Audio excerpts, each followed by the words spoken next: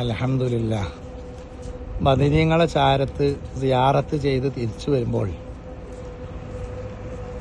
ബദർ രണഭൂമിയിൽ നിന്ന്, ബദർ ശുഹദാക്കളെ അരികിൽ നിന്ന് അല്പം ഇങ്ങ് യാത്ര ചെയ്താൽ ജബൽ മലായിക്കത്തുകൾ ബദർ യുദ്ധത്തിന് മുത്തുനബി സല്ലല്ലാഹു അലൈഹി വസല്ലമയെ സഹായിക്കാൻ അള്ളാഹു ഇറക്കിക്കൊടുത്തു എന്ന് വിശുദ്ധ ഖുർആൻ തന്നെ പറയുന്നുണ്ട്.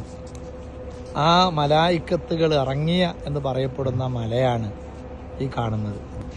ജബൽ മലായിക്ക കാണുന്നതിന് പഴമ നിലനിർത്തിക്കൊണ്ടുള്ള ഒരു സൗകര്യം ഏർപ്പെടുത്തിയിരിക്കുകയാണ്.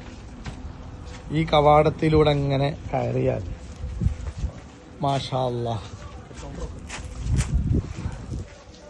ചെറിയ ചെറിയ ഷെഡുകളായി മക്തബുൽ ഇദാറ, ജബലുൽ മലായിക്ക, ഇങ്ങനെ ഓലകളെ കൊണ്ടുണ്ടാക്കിയ ചെറിയ റൂമുകളായി മാഷാ അല്ലാഹ്. ഇവിടെ വെള്ളം, ഇങ്ങനെയുള്ള സംവിധാനങ്ങളൊക്കെ സംവിധാനിച്ച് ജബൽ മലായിക്ക അല്പെങ്കിലും കയറണം എന്ന ഉദ്ദേശത്തോടെ ഞങ്ങളിങ്ങനെ നടക്കുകയാണ്. മാഷാ അല്ലാഹ്. അതിഥികളെ സ്വീകരിക്കാൻ കൂടുതലും ടൂറിസ്റ്റുകാർ വരാറുള്ളത് രാത്രി സമയങ്ങളിലാണ്. അതുകൊണ്ട് തന്നെ ഇപ്പോൾ ഇവിടെ ഒഴിഞ്ഞു കിടക്കുകയാണ്. മാഷാ അല്ലാഹ്.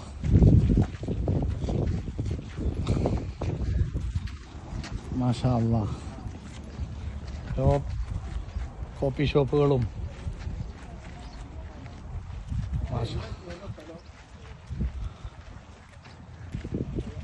മാഷാ അല്ലാഹ്.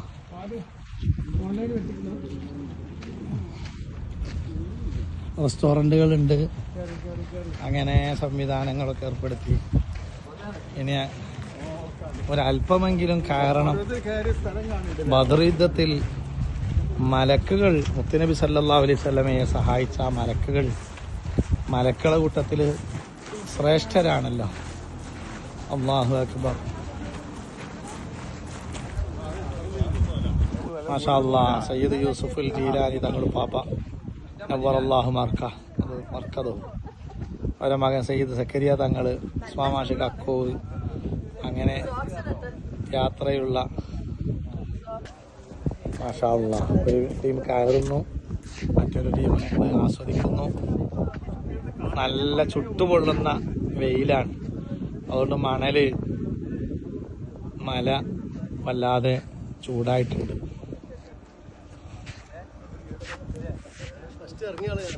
ആദ്യം കയറിയവരും ഇറങ്ങിയവരും തങ്ങളാണ്.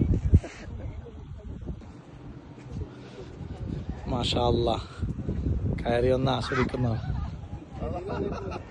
മാഷാ അല്ലാഹ്. അപ്പോഴാണ് ഇങ്ങനെ ഒരു ടീ ഷോപ്പ് ശ്രദ്ധയിൽപ്പെട്ടത്. മാഷാ അല്ലാഹ്. ഒന്ന് കയറി നോക്കാം. അൽഹംദുലില്ലാ. ഇതിനകത്ത് കയറി കാപ്പിച്ചീനോ. മാഷാ അല്ലാഹ്. മാഷാ അല്ലാഹ്. നല്ല സൗകര്യത്തോടെയുള്ള കോഫി ഷോപ്പാണ്. ടീ ഷോപ്പിലിരുന്നുകൊണ്ട് നല്ല കാണാനുള്ള സൗകര്യമുണ്ട്. മാഷാ അല്ലാഹ്.